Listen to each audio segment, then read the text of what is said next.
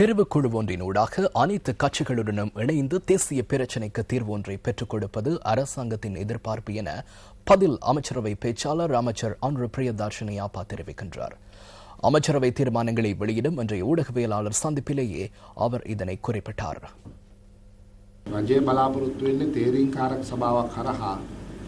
தெரிவுக்குழு ஒன்றினூடாக அனைத்து அரசியல் கட்சிகளையும் இணைத்துக் கொண்டு தீர்வொன்றை பெற்றுக் கொடுப்பதே அரசாங்கத்தின் நிலைப்பாடாகும். அதற்கு ஜனாதிபதி அழைப்பு விடுத்துள்ளார். அனைவரும் ஒன்றிணைந்து எடுக்கும் தீர்மானத்திற்கு விருப்பம் தெரிவிப்பதாக அவர் கூறியுள்ளார்.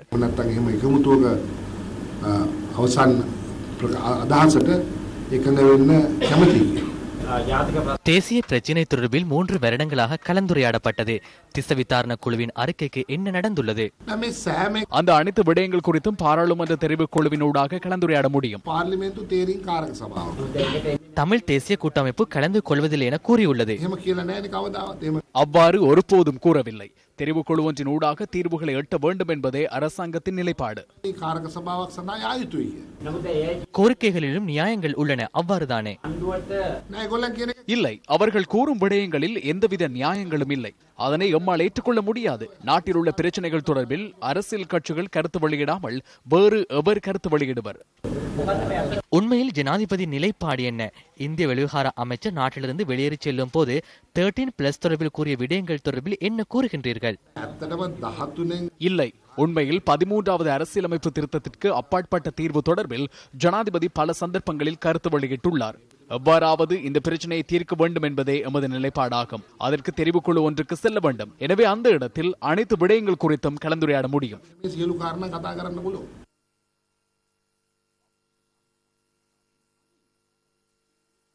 வடக்கு கிழக்கில் வெற்றிடங்களை பூர்த்தி செய்வதற்காக கணக்காளர் சேவையில் 3ஆம் தரத்திற்கு இணைத்துக் கொள்வதற்கு விசேட போட்டி பரீட்சை நடத்தப்பட உள்ளது. இதற்கான அமைச்சரவை அங்கீகாரம் வழங்கப்பட்டுள்ளதாக தெரிவிக்கப்படுகிறது. வடக்கு கிழக்கில் தற்போது 63 வெற்றிடங்கள் நிலவுவதாகவும் அவற்றினை பூர்த்தி செய்வதற்கான தேவை தற்போது ஏற்பட்டுள்ளதாகவும் அமைச்சரவை தீர்மானங்களை அறிவிக்கும் மாநாட்டில் குறிப்பிடப்பட்டுள்ளது. குறித்த பிரதேசங்களில் உள்ள மக்களின் தேவைகளை நிறைவேற்றுவதற்கு மொழி அறிவுடன் கூடிய அதிகாரிகள் தெரிவு செய்யப்பட வேண்டும் என கோரிக்கை விடுக்கப்பட்டுள்ளது. இந்த கோரிக்கைகளை கருத்தில் கொண்டு அமைச்சரவை இதற்கான அங்கீகாரத்தை வழங்கியுள்ளது. இதற்கமைய தெரிவு செய்யப்படும் உத்தியோகத்தர்கள் நியமன தேதியிலிருந்து 10 வருட காலம் வடக்கு கிழக்கு மாகாணங்களில் கடமையாற்றுவது கட்டாயமாக்கப்பட்டுள்ளது. ஆங்கிலேயரிடமிருந்து சுதந்திரத்தினை பெற்றுக் கொள்வதற்கான போராட்டம் சுமார் 100 ஆண்டுகளாக நீடித்தது. சுதந்திரத்தை அடைவதற்காக முன்னெடுக்கப்பட்ட போராட்டங்கள் தொடர்பாக இன்றும் நாம் மீட்டி பார்க்கின்றோம்.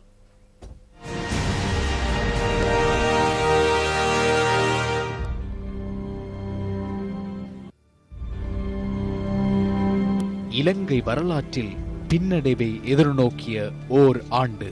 ஆங்கிலேயர் கண்டி ராஜ்யத்தை கைப்பற்றியதன் பின்னர் இலங்கை தனது இறுதி அரசனை இழந்தது. ஆங்கிலேயர்களினால் கைது செய்யப்பட்ட அரசனும் அரசியும் கொழும்பு கோட்டையில் உள்ள இந்த இடத்தில் தடுத்து வைக்கப்பட்டிருந்ததை தொடர்ந்து இந்தியாவிற்கு நாடு கடத்தப்பட்டனர்.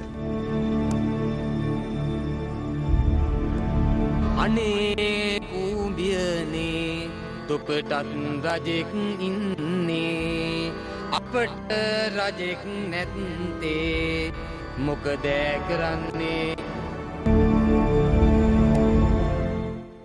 1815 மார்ச் 2ஆம் தேதி கண்டி பிரகடனம் கைச்சாத்திடப்பட்டது. இந்த உடன்படிக்கையில் ஆங்கிலேயர் சார்பில் ஆளுநர் ராபர்ட் பிரவுன்விக், சிங்களவர்கள் சார்பில் மொல்லிகொட பிலிமத்தலாவை ஆகியோரும் கைச்சாத்திட்டனர். இதனூடாக ஸ்ரீ விக்ரமராஜ சிங்க உள்ளிட்ட நாயக்கர் வம்சத்தின் சிம்மாசன உரிமை பறிக்கப்பட்டதுடன் கண்டி ராஜ்யம் ஆங்கிலேயரின் கீழ் அறிவிக்கப்பட்டது. அதனைத் தொடர்ந்து கண்டி ராஜ்யத்தின் நிரந்தர வதிவிட பிரதிநிதியாக ஜான் டாய்லி நியமிக்கப்பட்டதுடன் அரச மாளிகையை அவர் தனது இல்லமாக பயன்படுத்தினார்.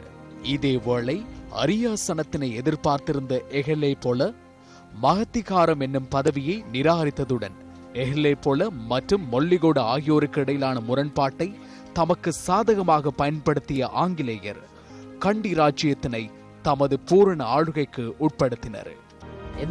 1815ஆம் ஆண்டின் பின்னர் ஆங்கிலேயர்கள் ஆட்சி புரிந்த விதம் தொடர்பில் பார்க்கும் போது இருதரப்பினருடனும் ஒத்துழைப்புடன் செயற்படவில்லை. குறிப்பாக அதிகாரத்தின் கீழேயே ஆட்சி புரிந்தனர். ஊவ வெல்லச பகுதியில் இடம்பெற்ற சுதந்திரத்திற்கான முதலாவது போராட்டம் தொடர்பான தகவல்கள் எமது நாளைய தொகுப்பில்.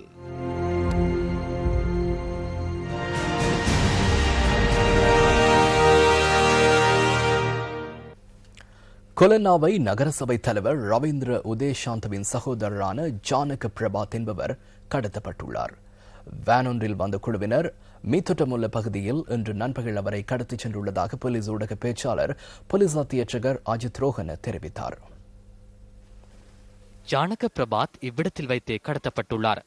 ஜானக பிரபாத் கடத்தப்பட்ட வேனில் 6 பேர் வந்திருக்கலாம் என தகவல்கள் கிடைத்துள்ளதாக போலீசார் குறிப்பிட்டனர். இந்த இடத்தில் சாப்பிட்டுக் கொண்டிருந்தோம். வெள்ளை வேன் ஒன்றில் வந்த 6 பேர் அவரை வேனிற்குள் இழுத்து தாக்கினர். அவரை கடத்தி சென்றனர். போலீசுக்கு கூற வேண்டாம் என கூறினார்கள். தொலைபேசி உள்ளதா என கேட்டார்கள். நான் இல்லை என கூறினேன். போலீசுக்கு கூற வேண்டாம் என கூறி சென்றனர். கடத்தப்பட்ட 31 வயதான ஜானக பிரபாத் ஒரு பிள்ளையின் தந்தையாவார். அவர் 4வது மகன். அவர் இரும்பு சேகரிப்பு தொழிலில் ஈடுபடுகின்றார். அவர் தான் தோன்றித்தனமாக செயற்படுவதனால் அவரை யாரும் வீட்டிற்கு எடுக்க மாட்டார்கள்.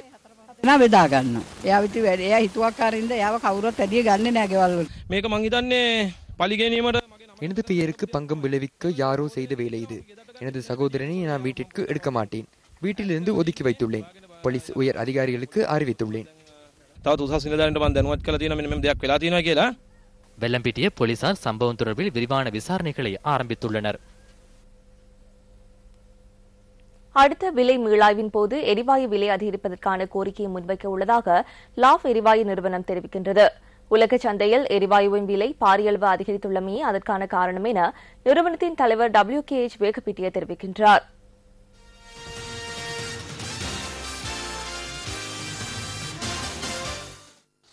இலங்கையில் 2 முக்கிய எரிவாயு நிறுவனங்களினால் விநியோகிக்கப்படுகின்ற 12.5 கிலோகிராம் எடை கொண்ட எரிவாயு சிலிண்டர் ஒன்றின் விலை 2046 ரூபாவாகும். கடந்த வருடம் ஆகஸ்ட் மாதம் இறுதியாக எரிவாயுவின் விலை அதிகரிக்கப்பட்டது. இதன்போது எரிவாயு சிலிண்டரின் விலை 156 ரூபாவினால் அதிகரிக்கப்பட்டிருந்தது. எரிவாயுவின் விலையை அவதானித்தால் அதிகளவான விலை உயர்வு இந்த மாதத்திலேயே ஏற்பட்டுள்ளது. $136 விலை உயர்வு ஏற்பட்டது. இதன்படி ஒரு தொன் எரிவாயு $1091 அதிகரித்துள்ளது. அதனால் இறக்குமதி செலவினம் அதிகரித்து எங்களுக்கு பாதிப்பு ஏற்படுகிறது. இது குறித்து நாங்கள் நுகர்வோர் அதிகார சபையை தெளிவுபடுத்த எதிர்பார்த்துள்ளோம். எங்களிடம் உள்ள விலை முறைமைக்கு அமைய செலவினம் அதிகரிக்கப்படுகின்ற போது அது குறித்து நுகர்வோர் அதிகார சபைக்கு அறிவிக்கப்படும். அதன் பின்னர் எதிர்காலத்தில் மேற்கொள்ளப்பட வேண்டிய நடவடிக்கைகள் குறித்து அவர்கள் எமக்கு அறிவிப்பார்கள்.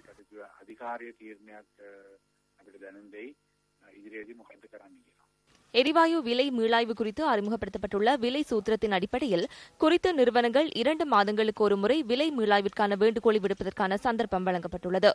இதன்படி குறித்த நிறுவனத்தினால் விடுக்கப்படும் வேண்டுகோள் நுகர்வோர் விவகார சபையின் விலைக்குழுவினால் ஆராயப்பட்டு வழங்கப்படும் தீர்மானத்திற்கு அமைய எரிவாயுவின் விலையில் மாற்றத்தை ஏற்படுத்த முடியும். நியூஸ் ஃபர்ஸ்டின் பிரதான செய்திகள் தொடர்கின்றன. சிறிய அளவான தாக்கத்தை ஏற்படுத்தக்கூடிய வைரஸ் கண்டறியப்பட்ட பிங்கிரிய பிரதேச பண்ணைகளில் உள்ள கோழிகள் இன்று அழிக்கப்பட்டன. நீதிமன்ற உத்தரவுக்கு அமைய இந்த நடவடிக்கை எடுக்கப்பட்டதாக கால்நடை உற்பத்தி சுகாதார திணைக்களம் தெரிவிக்கின்றது. குருநாகல் பிங்கிரிய பிரதேச முட்டை உற்பத்தி பண்ணை ஒன்றில் உள்ள கோழிகள் கடந்த சில தினங்களாக உயிரிழந்தன.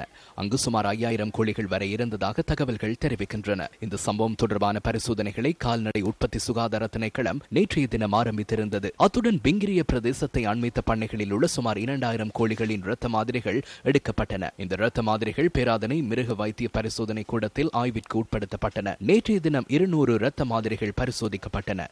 குறித்த பண்ணையில் உள்ள கோழிகளுக்கு H5N2 என்கிற சிறிய தாக்கத்தை ஏற்படுத்தக்கூடிய வைரஸ் பாதித்துள்ளமை உறுதி செய்யப்பட்டதாக கால்நடை உற்பத்தி சுகாதார திணைக்களத்தின் பணிப்பாளர் குமாரடி சில்வா தெரிவித்தார். இந்த வைரஸ் அதிக தாக்கத்தை ஏற்படுத்தும் பறவை காய்ச்சலாக மாற்றமடையக்கூடிய நிலைமை காணப்பட்டமையினால் பண்ணையில் உள்ள கோழிகளை அழிக்க நடவடிக்கை எடுத்ததாக குமாரடி சில்வா கூறினார். தொடர்ந்தும் நாம் ஆய்வுகளை மேற்கொண்டு வருகின்றோம். மிகவும் பாரதூரமான நிலைமை இங்கு காணப்படவில்லை. சிறிய அளவிலான பாதிப்பே உள்ளது. எனினும் நிலைமை சில வேளை மாறலாம் என்ற சந்தேகத்தினாலேயே இந்த கோழிகளை நாம் அழிக்கின்றோம். அவ்வாறு அல்லாமல் தொற்று நோய் அல்லது மக்களை பாதிக்கும் வைரஸோ இங்கு இல்லை.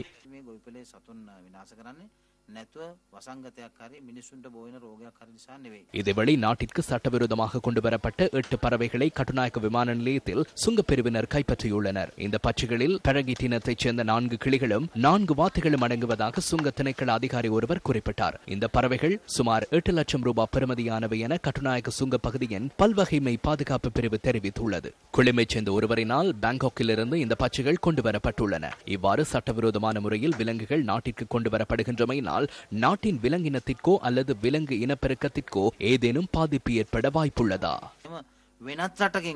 நோய் அறிகுறிகள் இல்லாத நாட்டிலிருந்து கூட பறவைகள் இறக்குமதி செய்யப்பட்டால் நாம் மீண்டும் அவற்றை திருப்பி அனுப்புகின்றோம். தொடர்ந்தும் நாம் அதிக பாதுகாப்புடன் செயற்பட்டமையினாலேயே இவ்வாறான பிரச்சனைகள் கடந்த காலங்களில் இங்கு ஏற்படவில்லை.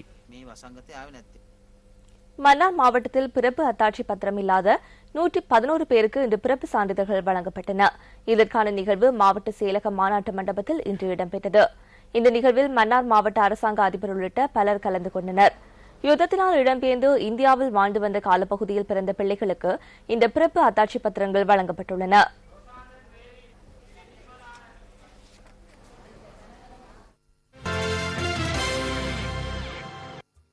ஒல்லாந்தர் காலத்தில் அமைக்கப்பட்ட அனோ கோட்டை இன்றும் திருகோணமலையில் உறுதியுடன் காட்சி தருகின்றது. உல்லாச பயணிகளை கவரும் ஒரு தளமாகவும் இது காணப்படுகின்றது. திருகோணமலை நகர் அக்காலம் தொட்டு வெளிநாட்டவர்களின் பார்வையில் முக்கியத்துவம் பெற்றுள்ளதால் எதிரிகளின் தாக்குதல்களிலிருந்து பாதுகாக்கும் வகையில் இந்த கோட்டை வடிவமைக்கப்பட்டுள்ளது. பாரிய பீரங்கிகள் வாயில் முன்றலில் பொருத்தப்பட்டுள்ளதை தற்போதும் அவதானிக்க முடியும். பலராலும் ஆட்சி புரியப்பட்ட போதிலும் இந்த கோட்டை சிதைவுறாமல் இன்றும் பழமையின் மரபுகளுக்கு ஏற்ப காணப்படுகின்றமை குறிப்பிடத்தக்கதாகும்.